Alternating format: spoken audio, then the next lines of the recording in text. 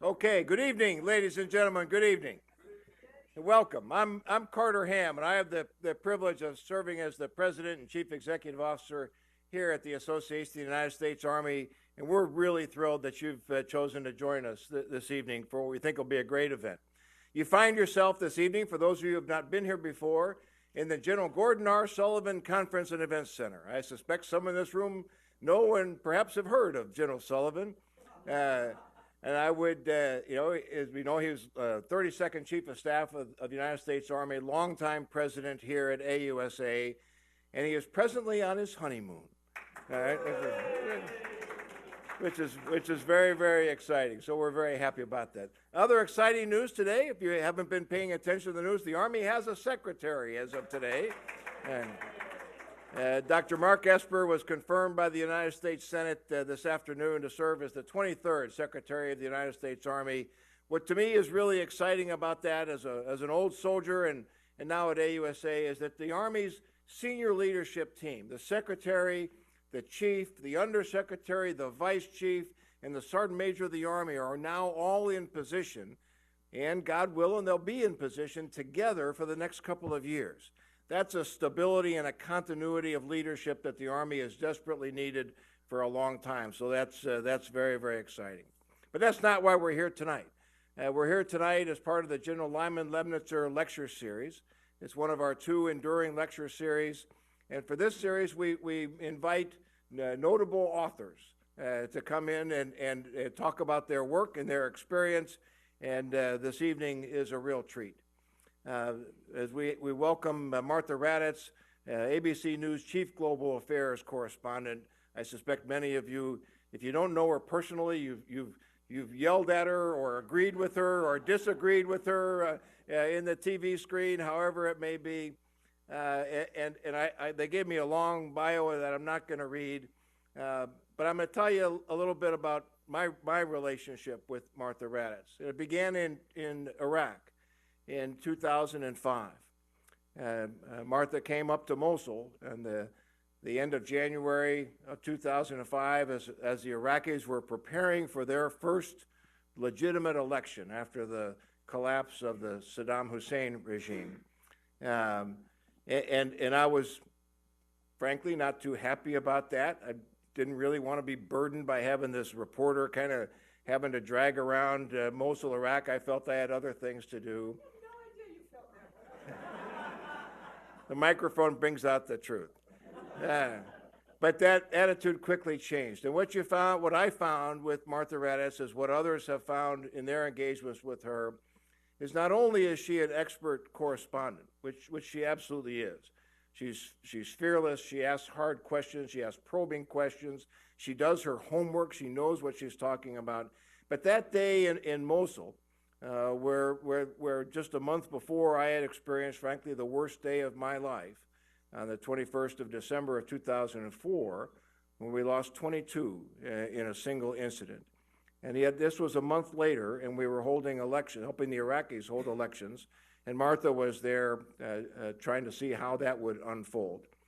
Now, the lead up to that, the day before, Peter Jennings, who was then the anchor for ABC News, came up to Mosul. He was preparing, he was going to cover the elections from Baghdad, because that, of course, was the big story. So he came up to Mosul the day before just to kind of get a little bit of local flavor. And while we were surveying one of the spots, we started taking some fire, and everybody just kind of ducked down and did all the things you're supposed to do. But in my mind, I'm thinking through, I'm going to get Peter Jennings shot on live TV. This is not a good thing. You know, this is not exactly a career-enhancing move, right? But fortunately, all turned out well. Martha showed up the next morning. We paired her up with a brave Iraqi woman named Nevin, who was my interpreter, and the two of them went into all the polling sites because, of course, American soldiers were not allowed to go into the polling sites. And fearless Martha and fearless Nevin went into all the polling sites in Mosul, Iraq, and got a great story. And what I learned there is this is a real no-kidding patriot. This is someone who has come to love soldiers, sailors, airmen, Marines. A couple of years later, we flew out in an Osprey to the USS Kearsarge to link up with a bunch of Marines who had been operating in Libya. Wherever you find America's servicemen and women, you're going to find Martha Raddatz, because she has established rapport and relationships and knowledge with them that allows her to get access. And frankly, she has a pretty refined bullshit detector to know when people are telling you the truth and not telling you the truth. And she wrote a great book based on her experiences in Iraq. That book, as many of you know, The Long Road Home, is now being featured on the National Geographic Channel. The first 2 episodes have aired. And so we are very, very honored at AUSA to welcome Martha to the General Gordon R. Sullivan Conference and Events Center to tell us a little bit about her experiences and specifically talk about The Long Road Home. Martha, welcome.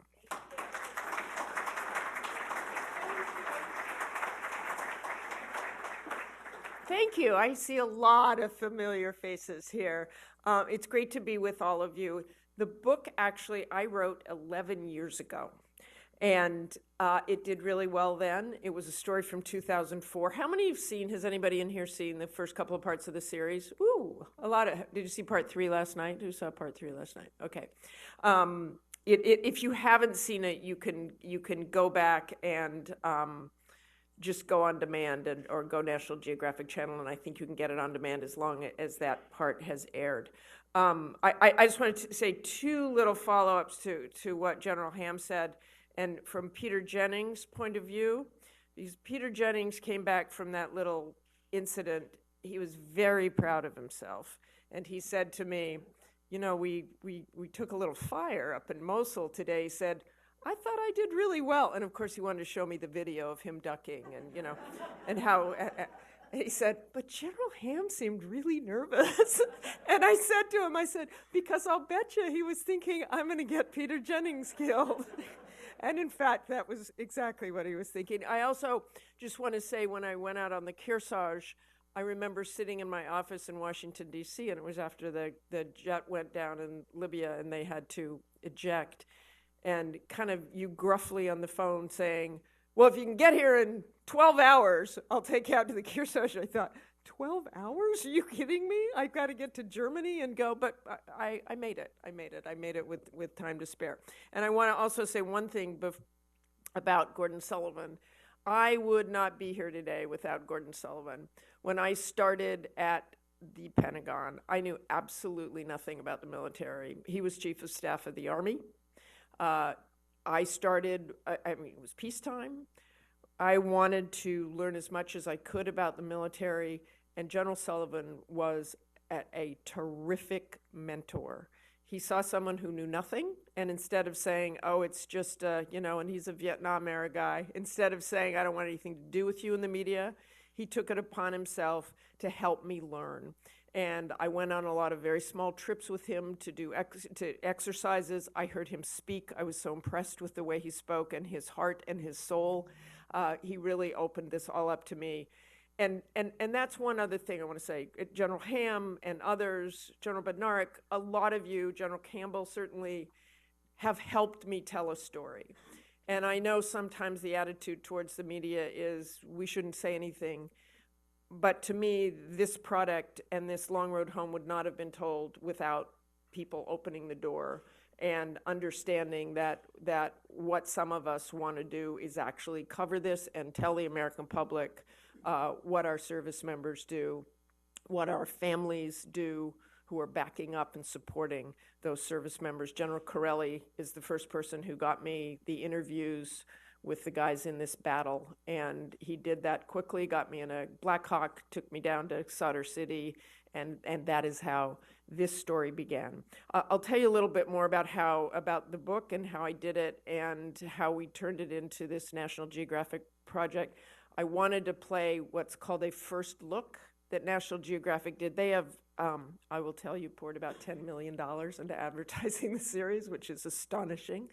But one of the things they have done is they have this incredibly talented team to do on their website these videos, and they we had a couple of soldiers who were technical consultants, Aaron Fowler, Eric Berkwin. Aaron was in one of the rescue units, and Eric Berkwin was on the roof trapped, so they were behind that. And a bunch of the other guys who were actually in the battle, all of them visiting the set. But let's just it's about 15 minutes long, kind of a first look at how this came together. So that kind of says everything I could say. I still get very teared up in parts of that. I do want to say, I think it is extraordinary, the Army backed this project. It shows raw, real scenes. I don't want to do too much of a spoiler alert here, but Thomas Young, who is one of the soldiers in there, is very badly wounded in the battle. Robert Miltenberger saves his life. That's when the real Robert Miltenberger met Thomas's mother. Thomas later passed away from his injuries. That hour devoted to Thomas Young, he became a very outspoken anti-war protester and was in Crawford, Texas with Cindy Sheehan a lot. The Army passed on all of that, said fine, fine, fine. And I think that's a wonderful thing to show what the Army is and show it's not just action figures and everybody's not the same and everybody grieves differently or suffers differently. So I am very proud the Army did that. There was a little F-bomb negotiation with the Army, but we worked that out in the end. Apparently you have a number of F-bombs you can say in each segment, and we had to move some around, maybe more in one segment and fewer in the other. And I know you look at the actors, and I had the same idea when I first started. I thought, oh, come on. I'm telling you, they are the most sincere group of people. This project meant the world to them. Michael Kelly was very funny because the first time he was on set and he hadn't met, as you know now, 3-star Gary Valesky, and guys were coming up to him. Michael's kind of skinny and, kind of like Valesky, and guys came up to him and sort of did their once-over and said, good luck, pal. You look nothing like him. So Michael, and Valesky called me right after he met Michael Kelly and said, hey, he's a really good dude, but he said, there's one thing I'm really worried about. He told me he had just shot scenes in the talk. He goes, Martha, I'm not that kind of soldier. I didn't just sit in the talk. And I went, Gary, he meant he just shot them, not he only shot scenes in the talk. Trust me, you're out in the field. So he was very happy about that. So I let me just tell you briefly, and I'm happy to open it up to questions because I think this explained a lot of how the miniseries happened. And Miko Alon, who you saw over and over and over again, I have now known for 9 years. I have hope for the world because Miko is a vegan and makes it doesn't hide the fact that he is just ultra liberal. And the soldiers love him, absolutely love him. He had, I believe, the first vegan meal ever served in the vice chief's quarters because he wanted to meet Pete Corelli 9 years ago, and Pete said, does he have any dietary restrictions? I'm like, yeah, he's a vegan. He goes, okay, we'll serve vegan. What is vegan? But we had steamed broccoli that night, just delicious. Really couldn't have done it better. But Miko, 9 years ago when he took on this project, the book was optioned right after I wrote it in 2007 by a guy named Mike Medavoy, who is a fairly iconic movie producer. Apocalypse Now, Platoon, Thin Red Line. He's done Coming Home, in addition to Silence of the Lambs and all sorts of other things. And Mike promised me that they would someday make this. I actually didn't believe him, but And first he wanted to do a movie, and he didn't think it was the right time to reflect on what happened in Iraq. I agreed. Then the Hurt Locker came along, and no one was going to make another Iraq war movie after that beautiful film. And then he started pitching, because TV series are now kind of all the rage, and binge watching and all of that, and people can watch in the privacy of their own homes. And Nat Geo, who normally doesn't do this stuff, is just starting to do what they call scripted nonfiction. And they clearly wanted to invest in this project in a big way. They said it would be their biggest fall feature. Netflix was also asking to do it, but they wanted to get their own writer, which meant we would have to discard Miko. And Mike Medavoy, to his credit, said no way. So Miko stayed, and again, his love for these guys, he has taken such great care with the Gold Star families, had everybody on set, has been great about detail. If I had, I remember there was one scene in, I can't remember which part it is, it's probably part 3. And Gary Valesky is a man of faith, but I thought the scene they had went too far. There's a scene where he was black on ammo, and you see the Mahdi militia coming towards him, and you saw Michael Kelly Valesky pause and say, "Thy will be done." I said, first of all, I don't think he would do that, and second of all, he would get in a knife fight before he just sat there, even if he was black on ammo. And they took the scene out immediately.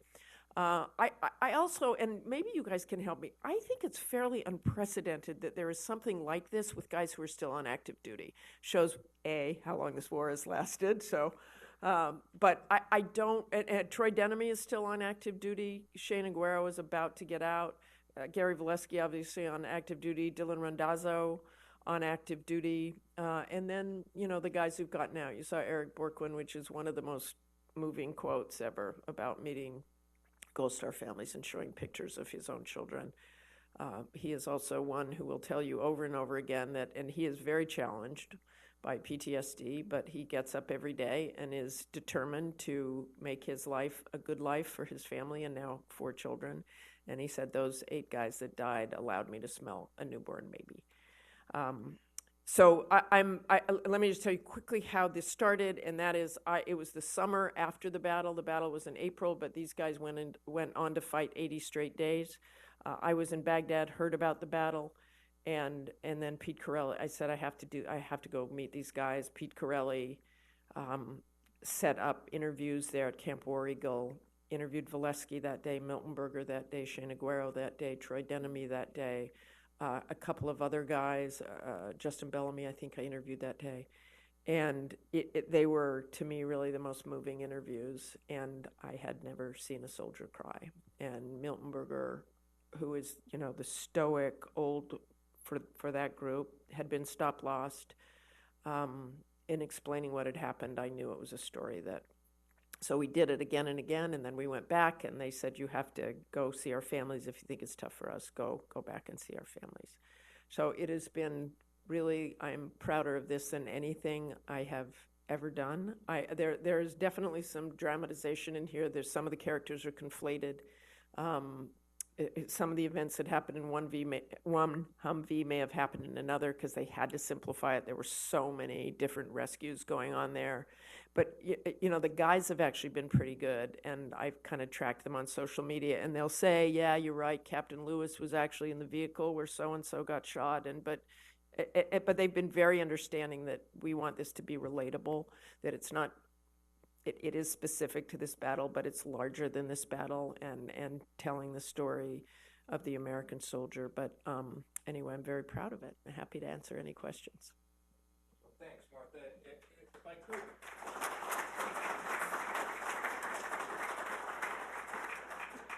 Just take the prerogative of being here to ask the first question, to follow up on your point with the families. So as an old soldier, I found that you quickly earned the trust of soldiers because you were with them. You had shared experience. You got shot at, you got blown up, you had that common experience with soldiers, and then I think allows soldiers to open up to you. How'd you gain the trust of the families? Because you didn't have that shared experience. But I do have that shared experience in the ways that I think I said it in there, that I felt like a bridge because I could come back and tell them I'm a wife and a mom and a grandmother. And I could come back and tell them that experience that their spouses were going through and talk to them about, I mean, in some ways I don't have no one is ever going to have the exact I wasn't there in that battle. They know I certainly go in there and I will risk my life to tell their stories. But the women, and this was largely women because it was an infantry unit in 2004, it definitely broke down at gender lines in this battle. But I remember Beth Corelli, when I first met Beth Corelli, saying to me, tell me everything that's going on over there, because, Pete doesn't tell me all this. So there was that. The Miltenbergers, I could sit on a couch with Robert Miltenberger and his wife Belinda, and she would be bawling her eyes out because for the first time she was hearing stuff from him. So in that way, there was that bond that I'm helping you hear about him, because he may not tell you all this stuff. He may not ever tell you all this stuff. He may not tell me certainly all of this stuff. But I could sit there with Belinda, and I'd say to Robert, why don't you tell Belinda? And he goes, can't. And it was I was either a bridge or a wall between them, and you could kind of go around the wall with the information. But the one thing I tell like younger reporters who are trying to do something meaningful, I said the first thing you have to do is listen and respect. And if you go in with that respect and that ear to want to learn and to want to listen, you can gain trust. And I also, you said I have a good bullshit meter. I do. I don't really trust people who say, how are the wife and kids? Or else, you just know.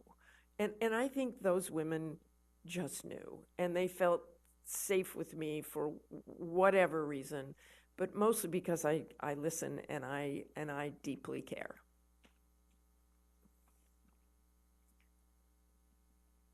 You're going to ask one.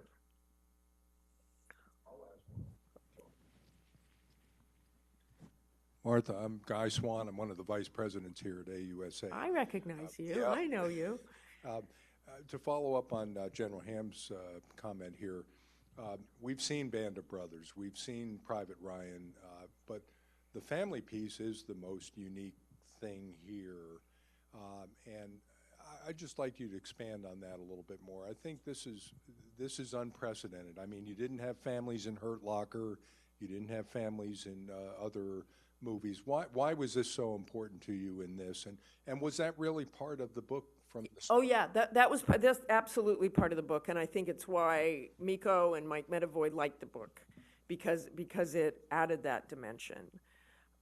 I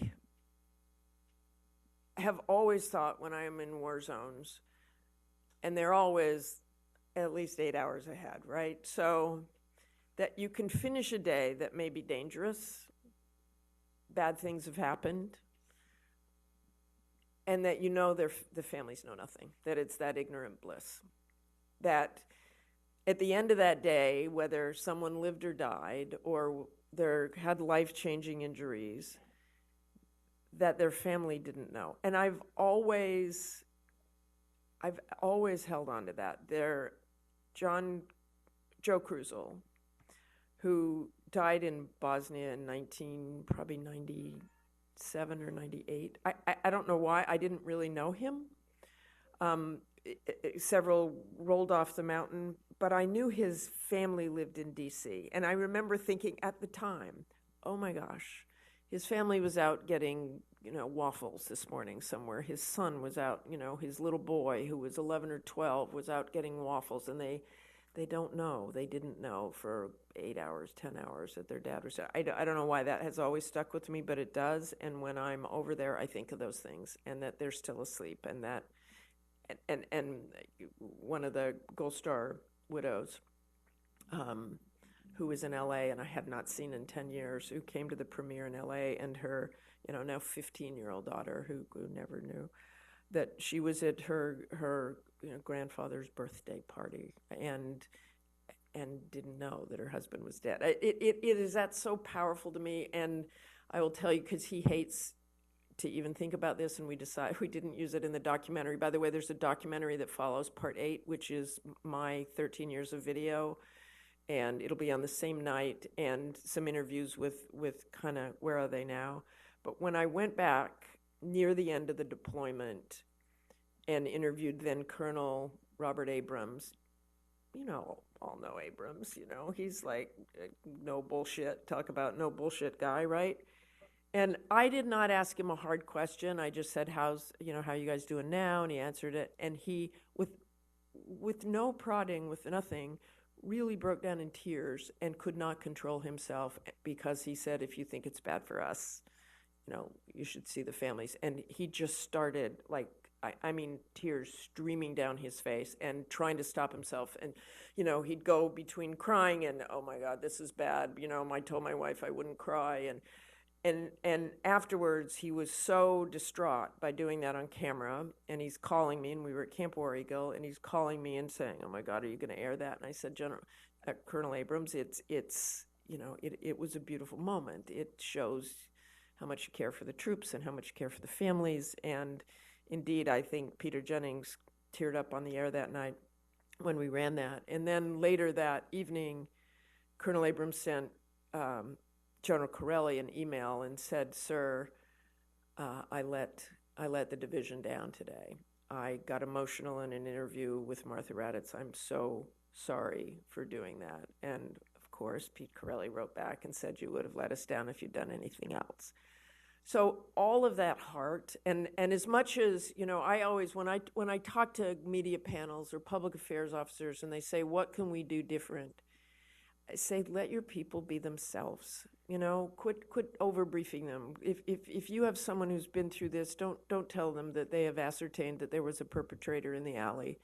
Let them talk. Let them tell the American people what this is like, and trust your soldiers to talk about this. Give us context. I mean, I thank all of you who I've worked with over the years for giving me context, for making me smarter, for making me know that this is something that the American people should know about.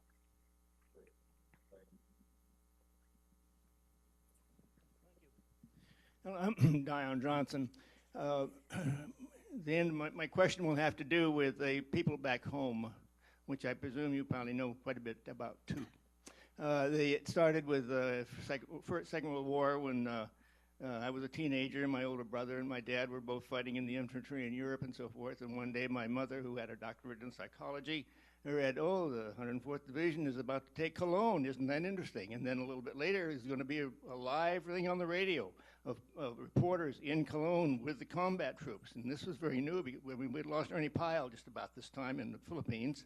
And for reporters to be right up with the troops was considered pretty hazardous. In any case, that's what it was going to be. And so we listened to this program, and they're talking about, we're bringing up a machine gun over here, and this squad, they're ready to attack this building. There they go, they're breaking in the door. And my mother is in absolute panic, because before that, you never knew what was going on at the time it was happening with your families overseas. Now people know that all the time. They know all sorts of things going on, their cell phones, everything else. I'm wondering anything that you can say that has been done or that has happened to help the families back home deal with this. I mean, the notification process is so complicated and tries so hard to be humane and do it the right way, and I'm not sure it's kept up with the changing environment. I mean, I mean, one of the things that I kind of look over on ABC, but it's everywhere. I mean, it's way beyond anything I can do about it, is like if it's a small unit, if it's, I don't want to go on and say, 22 Navy SEALs have been killed in Afghanistan. Because if you're the spouse of a Navy SEAL, you're going to pretty much figure out that you got a high chance that that's one of your people. I think because word of exactly what you say is instantaneous now. I mean, this was 2004, and all those women needed to hear was a battle in Sadr City. You're going to hear about that. If you don't hear about it from your mainstream media, you're going to hear about it on Twitter, or you're going to hear about it on something. So I think in some ways to get more information to the families, and I mean, one of the complications they had in this is the notification process. They could not find the family of one of the dead because he had forgotten. His family had just moved and they were overseas, and it took forever. So that family readiness group was, you'll see in later episodes, was just getting assaulted by the families. Like, why aren't you telling us anything? Who's wounded? There are also some clever things that I've heard that people who are deployed do to let their families know they're okay, even the internet is shut down.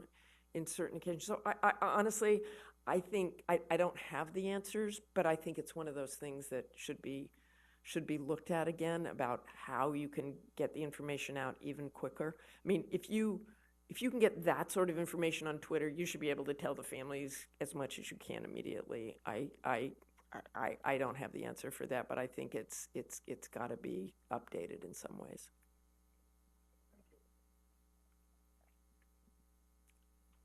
Come on, no questions? Come on. You got a reporter up here and you don't want to grill me? This is your chance. Martha, I applaud what you've told us, and certainly it's almost a perfect performance.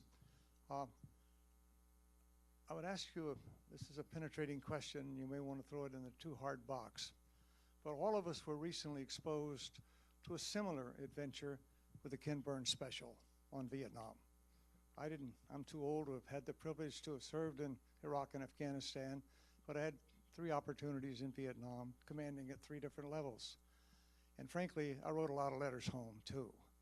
And at the same time, when the Ken Burns special was presented, I've had so many comments from families and friends and subordinates and seniors that had strong issue with many of the ways it was presented by the network, PBS. This was not your show. But very sincerely, after that, you probably stay better informed than I do, but a number of senior officers put on a 55-minute, as I recall, internet program that they passed out to a lot of us senior officers and others who were in the Vietnam and knew the real war, because there were many misleading things. I had a very personal friend who was a prisoner of war for 5.5 years, the only medical doctor taken prisoner in Vietnam. He was on that show, 5 or 6 episodes of it, and even some of those things were at issue as being real or realistic. Yours seems to be even more realistic, but yet you dealt with the families of those who had lost it, and of course the realism of the video that we've seen and your presence there among those people impressed me greatly. Would you offer an observation from your perspective as a professional as to how you did it differently? And frankly, I do applaud what you've told us tonight as to how that one was presented, because there are very divisive opinions on that program. I will tell you honestly that I have not seen all of Ken Burns' documentary. I did moderate a panel with Burns and Senator McCain and Secretary Kerry and Secretary Hagel when it first came out, and they played I think it was a half an hour, and it was a little bit from each part. But I frankly, I didn't want to watch it until this was over. I was completely in that. But I will say one thing, and I think the divisiveness is political, correct? I mean, that it was presented that some believe it was presented in a political way. My book, I wanted completely apolitical. I wanted this apolitical. If you see at the beginning, it does say mission accomplished. That happened, okay? That happened. President Bush was out on that aircraft carrier and said that, and, we're still over there. Or as I used to call the prematurely named Camp Victory in Baghdad. But I did not want politics in this at all. I wanted... And even when I said about Miko, there's no politics. He put no politics in this. And he knew I felt strongly about that. He is a professional. His personal opinions should not be in this, nor should mine. But I think that's probably the difference. Also this, I think, and I shouldn't even wade into this because I haven't seen it. The one thing I know is that everybody has a story and everybody has a truth about battle.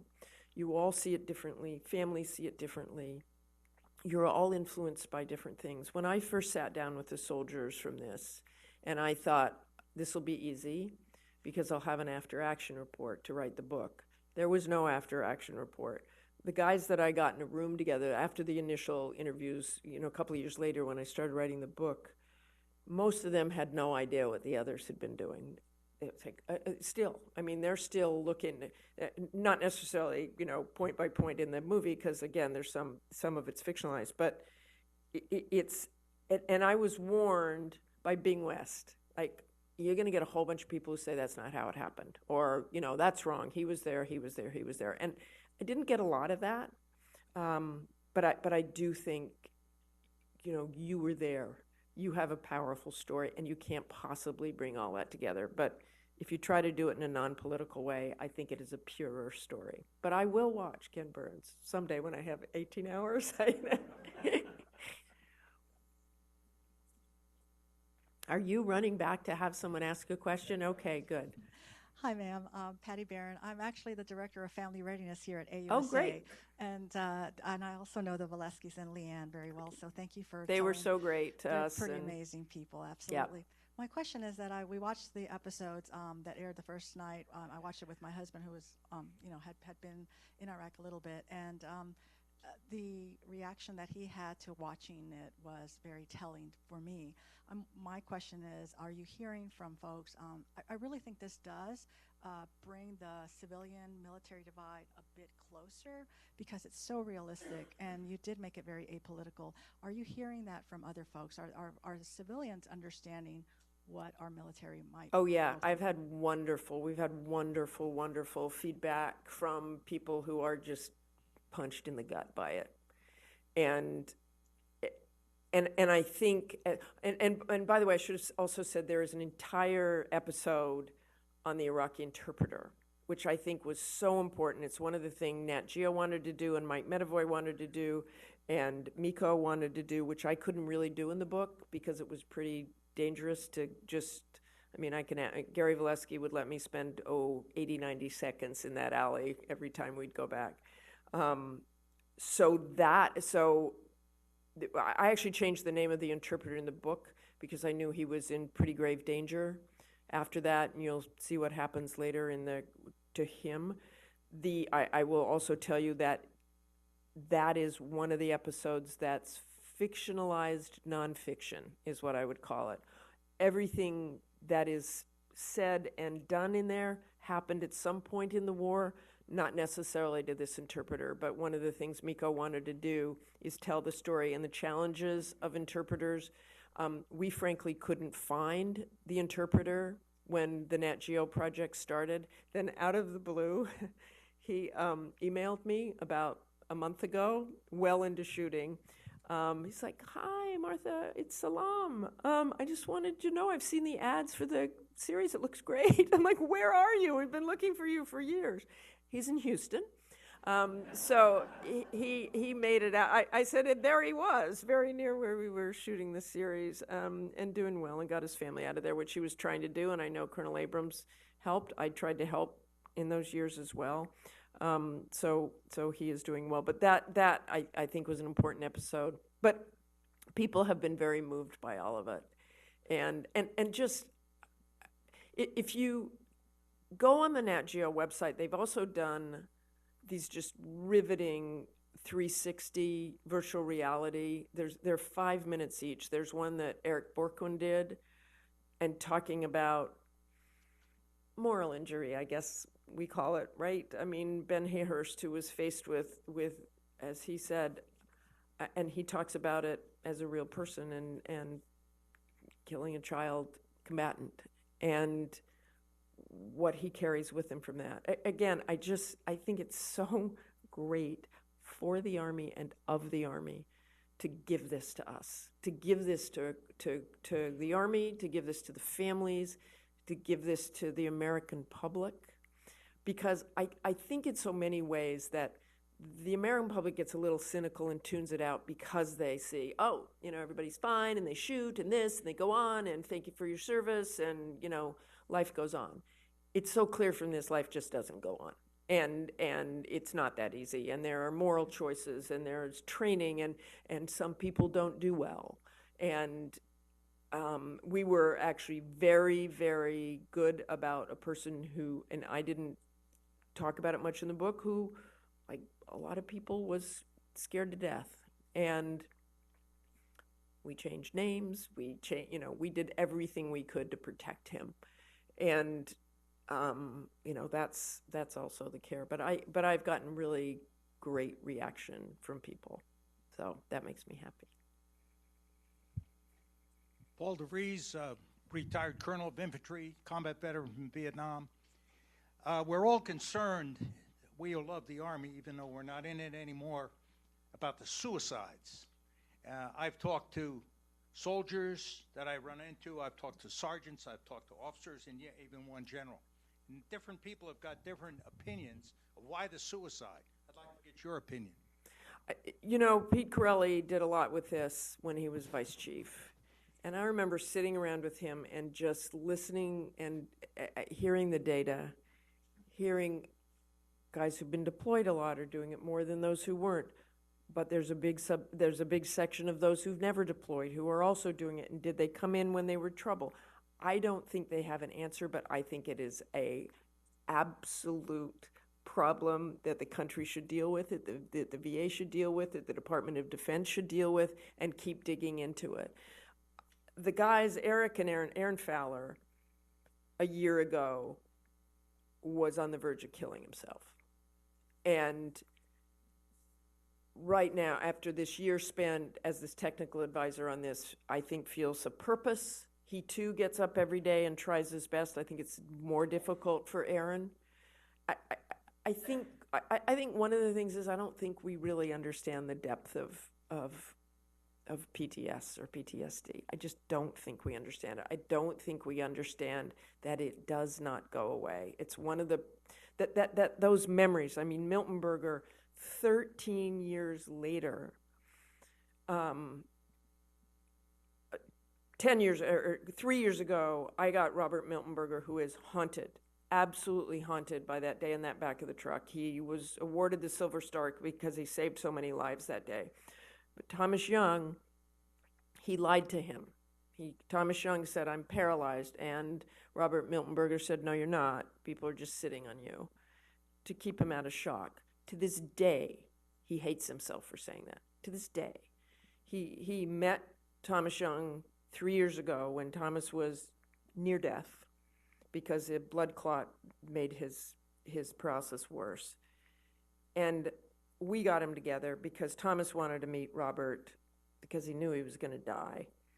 And we walked Robert in there, and, you know, it was not a Hollywood movie. It was awkward, and they didn't really know what to say to each other. But Thomas said to Robert, "You're my hero."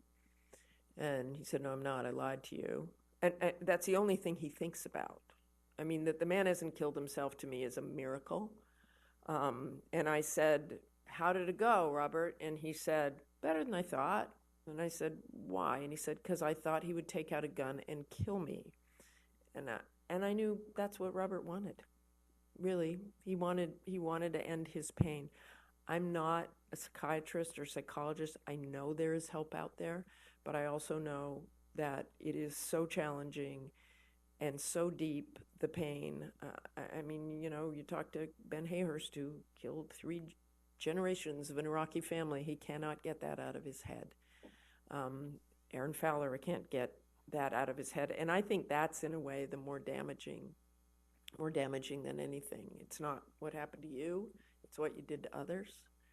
And that's the thing that I think is hard to resolve. But I think it's a national crisis and shouldn't be happening. And I guess the system's overwhelmed, and we don't have all the answers. But I think, you know, General Ham spoke out about his own PTSD and was the first general officer to do that. And that's what you need. You need more and more people. I mean, Eric Borkwin and these guys who are now speaking out about their pain, who are one of the young men who was in this battle, you know, big Facebook posting today to all his Lancer buddies and said, "Look, guys, you guys got to talk about this." He said, "I look at it as an infected scab. You can let it sit there and not look at it, but it's under there and it's pus and it's horrible, and you got to rip that off. There'll be a scar. There'll be a scar forever, but you got to deal with it." And I think, you know, when I talked to Milton Berger, even, who's lost his house in Rita the year after he got back, and I just saw him a couple of months ago and talked to him. I said, "Robert," he's doing much better. He said, "It will never go away, but I'm doing better." And he said, "I think about it more, sometimes more than other." He said, "Like when you come down and start asking me questions. But in the end," he said, "I know that's helped me." And to me, I think that's the only way I mean, it's the only way. Eric Berkwin came and talked to my son's high school class the other day, and the kids asked very probing questions about a lot of things, and I told my son, ask him at the end what he thinks people should do to help veterans, because people always ask me that, and I'm not sure I know the answer to that. And Eric said, when you ask them how they are, don't just move on, just listen. Listen and ask them a follow-up question, and ask them another question, and ask them what they did and what they saw and how it, and you know, how you deal with that, and what can you do, and become engaged in the lives of others and who have been there and fought those fights, and we just don't do that enough as a country. Thanks.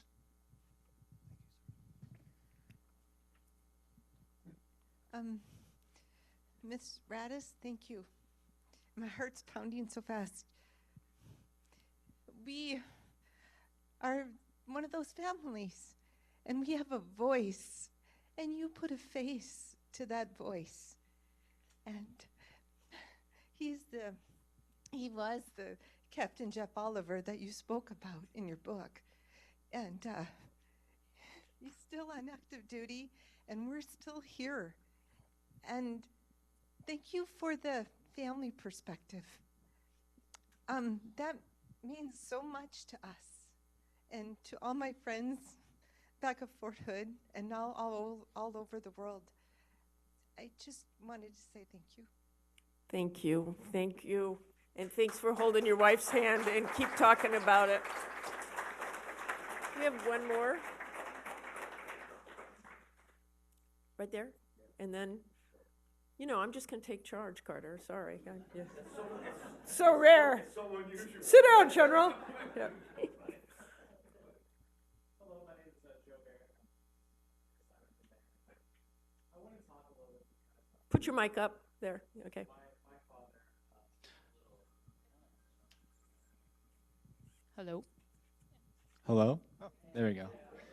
I want to talk a little bit about, because my father went to war when I was in second grade, and it's very hard for me to remember a time in my life when we weren't at war in Iraq and Afghanistan. And my sister was deployed many years later, and if I followed my father do the same career path, I probably would be going in the next few years or so.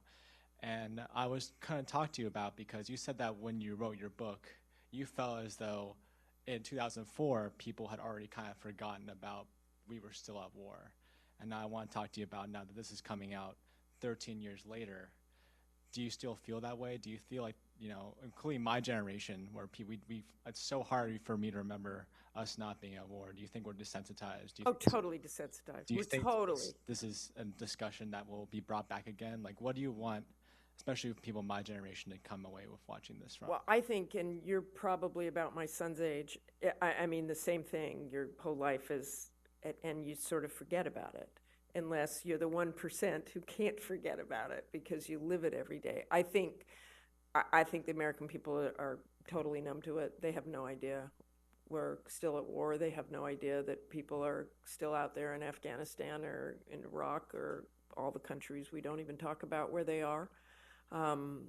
I think they're numb to it. And it's a challenge for me. You know, my youngins at work also are like, I can't get that story on the air. I went this. And you know, I used to go through a period like after that, like maybe, 2008 or something. It started out, if I would touch foot in Iraq, I would get a story on the news.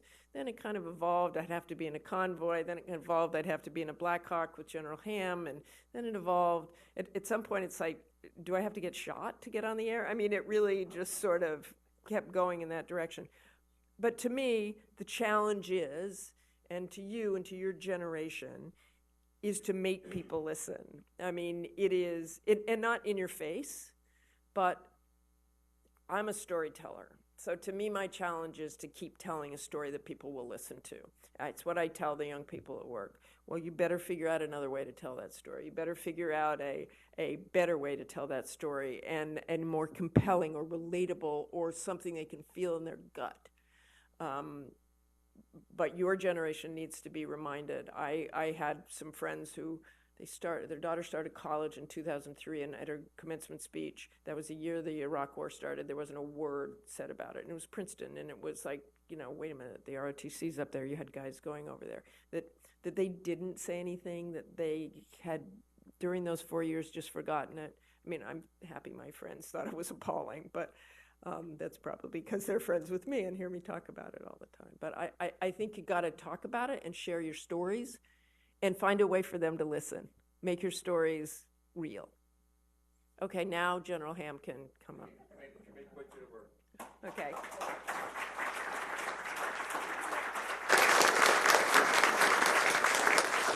General Ham, could I ask you one more question, Martha? Thank you.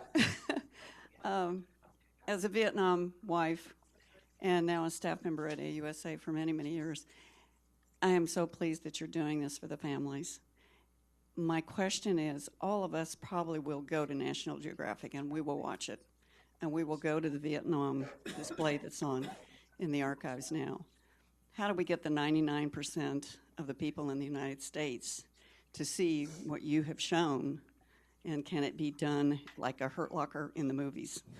Well, I think word of mouth is great. I think, I mean, again, sort of props to Nat Geo, how much they've spent on advertising. I know that their ratings were very good, and that the DVR, apparently they can't, I should know all this, but I don't pay any attention to all this stuff usually.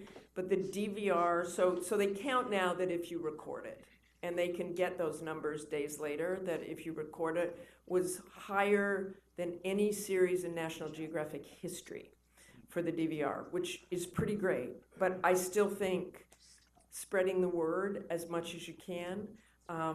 I always say to people, too, that when I hear my friends in the military say they feel like an isolated tribe and no one talks to them, and this is to you, young man, too, that the military has a responsibility to reach out to the civilian world. Don't isolate yourself.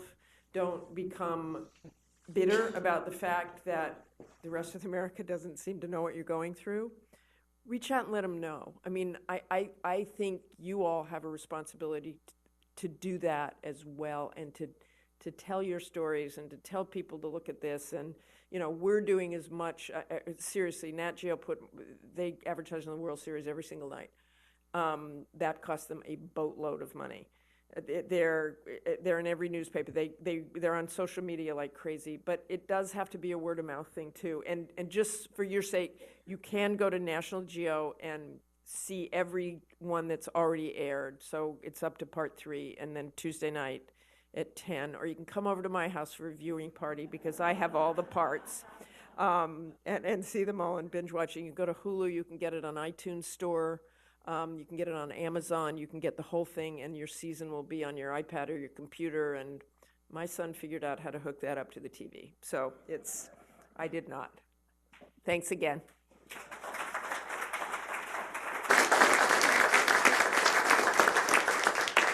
Thanks, Martha. So this is a multi-generational group. There's some World War II veterans here, Korea, Vietnam, Iraq, Afghanistan, certainly. And there's ROTC cadets who also learned from this experience. And I think for all of us, across that entire spectrum, you have opened a door, opened a window of vision that even those of us who have had the privilege of serving in uniform don't always get.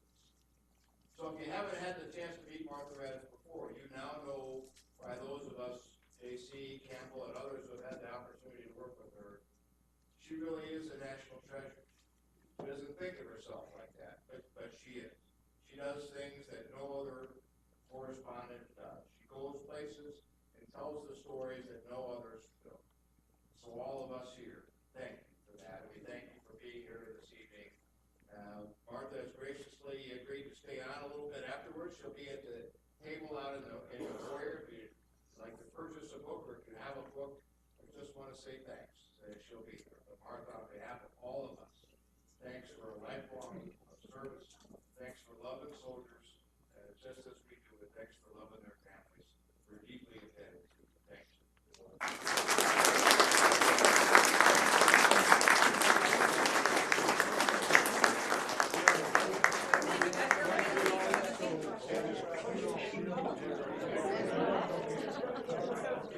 Bye.